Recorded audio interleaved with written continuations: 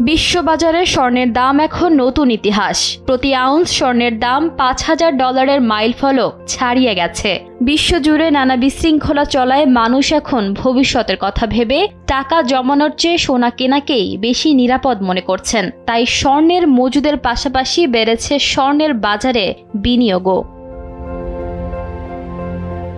1979 সালের পর গত বছর অর্থাৎ 2025 সালে সোনার দাম সবচেয়ে বেশি বেড়েছে। 2026 সালের শুরুতে এই দাম কমার কোনো লক্ষণ নেই, বরং দিন দিন বেড়েই চলেছে। ট্রাম্পের কড়া বাণিজ্য নীতি আর বিভিন্ন দেশের মধ্যে বিবাদের কারণে বড় ব্যবসায়ীরা এখন টাকা বাঁচাতে স্বর্ণ মজুত করছেন।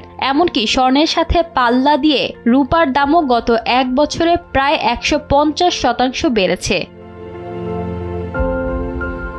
স্বর্ণের বাজারে বিনিয়োগের প্রধানত 4টি উপায় রয়েছে। সরাসরি তাৎক্ষণিক দামে বেচা কেনার জন্য স্পট মার্কেট, ভবিষ্যতের নির্দিষ্ট দামে চুক্তির জন্য ফিউচার মার্কেট এবং সশরীরে স্বর্ণ না রেখে শেয়ার বাজারের মতো বিনিয়োগের জন্য ডিজিটাল মাধ্যম। এছাড়া সাধারণ মানুষ সরাসরি বার বা কয়েন কিনেও বিনিয়োগ করতে পারেন। বর্তমানে গয়নার চেয়ে বার ও কয়েনের চাহিদা বেশি এবং 2025 সালে ডিজিটাল গোল্ড ফান্ড বা ETF এর বিনিয়োগের পরিমাণ রেকর্ড $89 বিলিয়ন পৌঁছেছে। সাধারণ মানুষ এখন স্বর্ণের গয়না পরার চেয়ে বিনিয়োগের দিকে বেশি ঝুঁকছেন। আগে 22 ক্যারেটের গয়না কেনার আগ্রহী থাকলেও এখন বিনিয়োগের জন্য 24 ক্যারেট বা স্বর্ণের বার কিনছে। এছাড়া চীন ও পোল্যান্ডের মতো দেশগুলোর কেন্দ্রীয় ব্যাংক রেকর্ড পরিমাণ স্বর্ণ দিয়ে তাদের রিজার্ভ ভারী করছে। বিশ্লেষকদের মতে মার্কিন সুদের হার কমানোর আভাস স্বর্ণের বাজারকে আরও চাঙা করে তুলছে।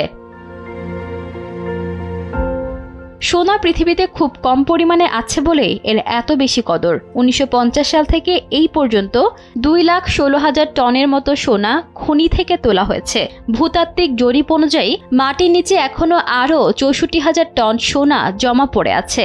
ভবিষ্যতে এগুলো তোলা সম্ভব হলে দাম হয়তো কিছুটা কমবে। ইশিতা আক্তার, সময়ের আলো।